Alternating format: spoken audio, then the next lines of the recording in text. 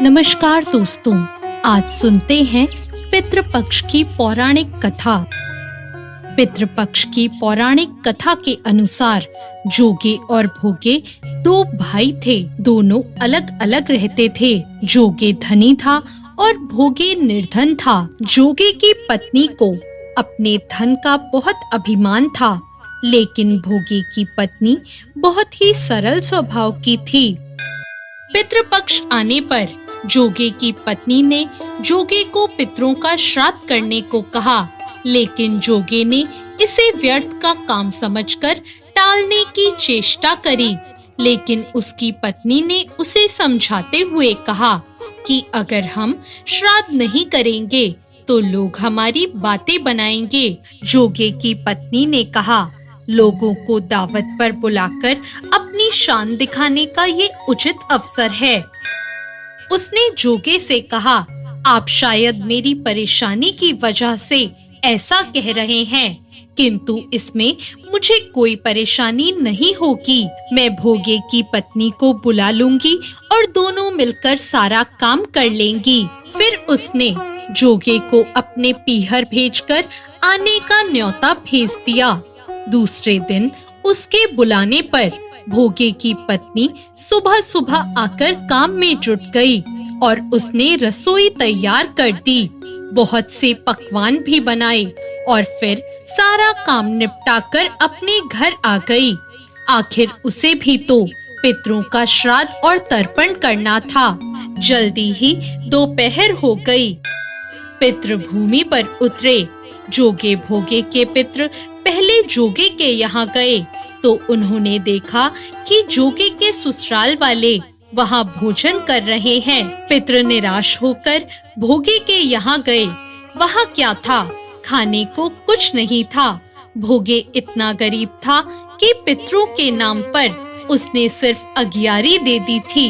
पितरों ने उसी की राख चाटी और भूखे ही नदी के तट पर जा पहुँचे। थोड़ी देर बाद वहाँ सारे पितृ इकट्ठे हो गए और अपने अपने यहाँ के श्राद्ध की तारीफ करने लगे। जोगे भोगे के पितरों ने अपनी आप बीती सुनाई। फिर वो सोचने लगे कि अगर भोगे समर्थ होता तो शायद उन्हें भूखा नहीं रहना पड़ता, मगर भोगे के घर में तो 2 वक्त की रोटी भी नहीं थी। यही सब सोचकर उन्हें भोगे पर दया आ गई और वे नाच नाच कर गाने लगे, भोगे के घर धन हो जाए, भोगे के घर धन हो जाए। शाम होने को हुई। भोगे के भूखे बच्चों को कुछ भी खाने को नहीं मिला। उन्होंने माँ से कहा, माँ, हमें भूख लगी है। माँ ने बच्चों को कहकर टाल दिया, जाओ, आंगन में हौदी औंधी रखी है, उसे जाकर खोल लो, उसमें जो मिले बांटकर खा लेना। जब बच्चे आंगन में पहुँचे तो उन्होंने देखा कि हौदी तो मोहरों से भरी पड़ी है। वो दौड़े दौड़े माँ के पास पहुँचे और माँ को सारी बात बताई। आंगन में आकर भोगे की पत्नी ने सब देखा और हैरान रह गई। इस प्रकार भोगे भी धनी हो गया, मगर धन पाकर भी वह घमंडी नहीं हुआ। दूसरे साल जब पितृपक्ष आया, श्राद्ध के दिन भोगे की पत्नी ने खूब सारे व्यंजन बनाए, ब्राह्मणों को बुलाकर श्राद्ध भी किया, भोजन कराया और दक्षिणा भी दी। ऐसा करने से पितृ बहुत प्रसन्न हुए और तृप्त होकर उसे ढेर सारा आशीर्वाद देकर गए। तो ये थी पितृपक्ष की कथा। मनीष एक ऑटो रिक्शा चलाता था। जब वो 15 साल का था तब उसके पिता का देहांत हो गया। इसी कारण मनीष को ही घर की जिम्मेदारी उठानी पड़ी और कॉलेज की पढ़ाई छोड़कर पिता की ऑटो चलाने का काम मनीष ने संभाल लिया। मनीष की बड़ी बहन सुलेखा की शादी में जो उसके पिता ने कर्जा लिया था, उसे उतारने के लिए मनीष ने अपना घर भी बेच दिया और माँ के साथ किराए के घर में रहने लगा। मनीष की बड़ी बहन अपने ससुराल में खुश है। इस बात की उसे बहुत तसल्ली है। माँ, सुलेखा दीदी का मेरे मोबाइल पर फोन आया है, तुम बात कर लो, फिर मैं ऑटो लेकर काम पर निकलता हूँ। हेलो सुलेखा दीदी, ये लो, माँ से बात करो।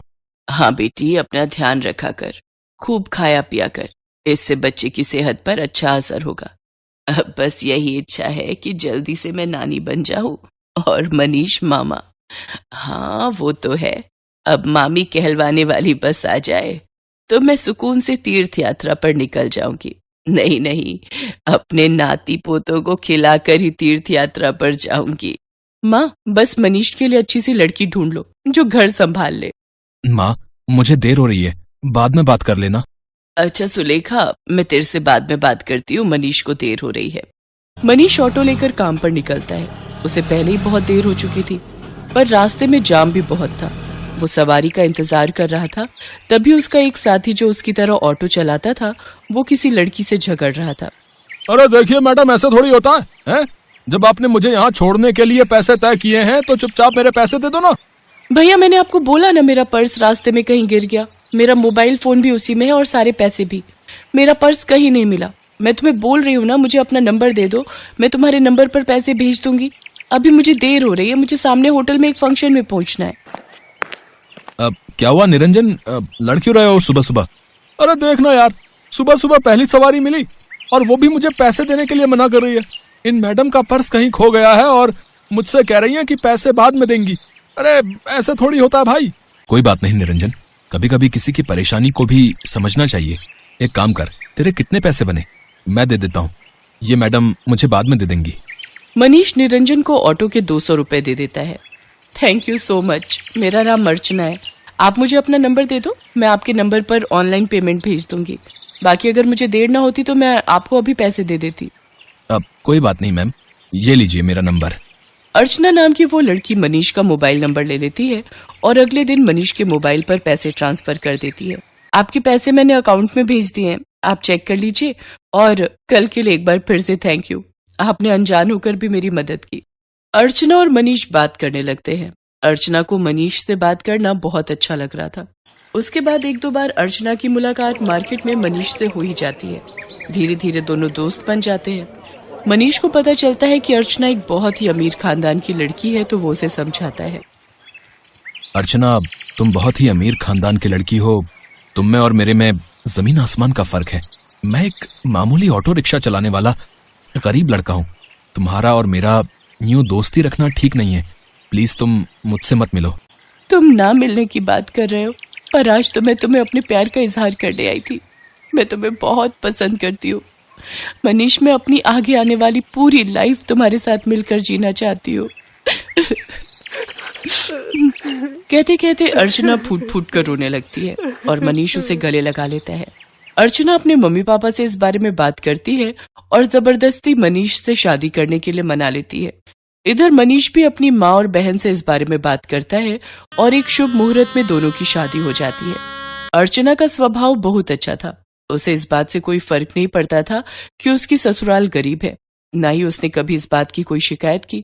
अर्चना, तुम मेरे साथ शादी करके खुश तो हो ना? हाँ मनीष, मैंने तुम्हें दिल से प्यार किया है। मैं तुम्हारे साथ बहुत खुश हूँ। माँ जी, सुलेखा दीदी सब मुझे कितना प्यार करते हैं। मुझे तो महसूस ही नहीं हुआ कि मैं अपना घर छोड़कर आई हूँ। तभी अर्चना की सास भी आ जाती है। जीती रहो बहू, हम बहुत भाग्यशाली हैं कि इस घर को तुम्हारे जैसी बहू मिली। अर्चना भाभी, ये देखो, मैं आपके लिए नई साड़ी लाई हूँ। आज आप शाम को कीर्तन में यही पहनना। सुलेखा दीदी, ये साड़ी तो बहुत सुंदर है, ठीक है, पर एक शर्त पर, आज आप मुझे खुद तैयार करोगे, प्रॉमिस? अर्चना की बातें सुनकर सुलेखा की आंखों में आंसू आ जाते हैं। उसने कभी सोचा ही नहीं था कि उसे इतनी प्यारी भाभी से इतना प्यार और सम्मान मिलेगा। सचमुच कुछ ही दिनों में अर्चना ने सबके दिल में एक अलग जगह बना ली। अब तो अर्चना के बिना कोई भी नहीं रहता था। सुलेखा के बेटा पैदा होता है। इधर अर्चना भी गर्भवती हो जाती है।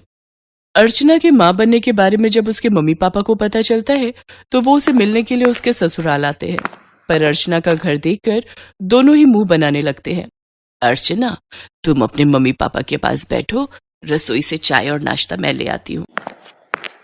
क्या बात है अर्चना, तुम इस हालत में भी घर के काम खुद ही करती हो? तुम्हारे घर में कोई नौकर चाकर नहीं है क्या? कैसी बातें करती हो ललिता तुम जानती भी हो तुम्हारी बेटी किस घर में ब्याही है। यहाँ 2 वक्त की रोटी खाने के लिए भी सोचना पड़ता है। एक टाइम की सब्जी दूसरे टाइम खाते होंगे ये भला क्या नौकर चाकर रखेंगे? नहीं पापा, ऐसी कोई बात नहीं है। माँ जी और मनीष ने तो मुझे कई बार कहा है कि मैं घर में कोई काम वाली रख लूं, पर पूरा दिन मैं घर पर होती हूँ, मेरा भी मन नहीं लगता, और फिर मैं तो कुछ भी नहीं करती, सारा काम माँ जी ही करती है, मुझे उठने ही नहीं देती। ये लीजिए चाय। अर्चना, तुम्हें ये समोसे बहुत पसंद है ना? मैं ये भी हलवाई से खरीद लाई हूँ, अपने मम्मी पापा को भी दो। नहीं नहीं, मैं ऑयली फूड कम खाती हूँ। और अर्चना, तुम भी ये सब मत खाया करो, तुम्हें इस टाइम में जूस फ्रूट्स ये सब लेना चाहिए। बहन जी, आप तो समझदार हैं, ये समोसे वगैरह ये सब बहुत नुकसानदायक है। मम्मी, आप मेरी टेंशन मत लो, माँ जी मेरा पूरा ख्याल रखती है, वो मुझे समय पर जूस फ्रूट दूध दही सब्जियां और सब कुछ खाने के लिए देती है। तभी अर्चना की ननद सुलेखा भी आ जाती है। अर्चना भाभी, मैंने डॉक्टर से अपॉइंटमेंट ले लिया है, कल सुबह 11 बजे आपको मेरे साथ चलना है, तो आपका चेकअप हो जाएगा और बाकी जो इंजेक्शन वगैरह। सुलेखा, तुम्हारा कौन से हॉस्पिटल में बच्चा हुआ था जिस डॉक्टर के बारे में तुम बात कर रही हो? जी, वो बड़े बाजार में जो हॉस्पिटल है जहाँ डॉक्टर नेहा बैठती हैं, वो सस्ता बेकार सा हॉस्पिटल। अर्चना, तुम उस हॉस्पिटल में चेकअप के लिए जाओगी? तुम्हारा दिमाग तो ठीक है। अर्चना, तुम एक मामूली से हॉस्पिटल में चेकअप के लिए जाओगी? तुम चिंता मत करो, इन लोगों के पास अगर तुम्हारे इलाज के लिए पैसे नहीं है तो क्या हुआ, मैं तुम्हारे लिए इस शहर के सबसे बड़े नामी हॉस्पिटल में आज ही बात कर लेता हूँ। और तुम अभी के अभी अपना सामान पैक करो और हमारे साथ चलो। किसके घर? आपके घर पापा? मैं अभी अपना घर छोड़कर कहीं नहीं जा सकती। मुझे डॉक्टर नेहा, जो कि एक बहुत बड़ी और समझदार डॉक्टर है, उन्होंने सुलेखा दीदी की नॉर्मल डिलीवरी की है। उन्होंने मुझे पूरा रेस्ट करने के लिए बोला है। और शायद आपने ठीक से सुना नहीं, मुझे कल सुलेखा दीदी के साथ डॉक्टर के पास जाना है। आप थोड़ी देर और बैठेंगे या जा रहे हैं? क्योंकि अभी ना मनीष आने वाले हैं। वो शहर में एक नया रेस्टोरेंट खुला है, वहां पर मेरी फेवरेट आइसक्रीम मिलती है, तो आज मेरा वो खाने का प्लान है, तो हम सब डिनर के लिए जाने वाले हैं। अर्चना का ऐसा कोई प्लान नहीं था, ये उसकी सास और सुलेखा जानते थे, पर अर्चना अपने मम्मी पापा को एहसास दिलाना चाहती थी कि उसके ससुराल वालों का और अपमान ना ही करे तो उनके लिए बेहतर है। अर्चना के मम्मी पापा लज्जित हो जाते हैं और कुछ देर बाद वहां से चले जाते हैं। अर्चना की सास और ननद दोनों की आंखों में खुशी के आंसू थे। अर्चना अपनी सास और ननद के गले से लग जाती है।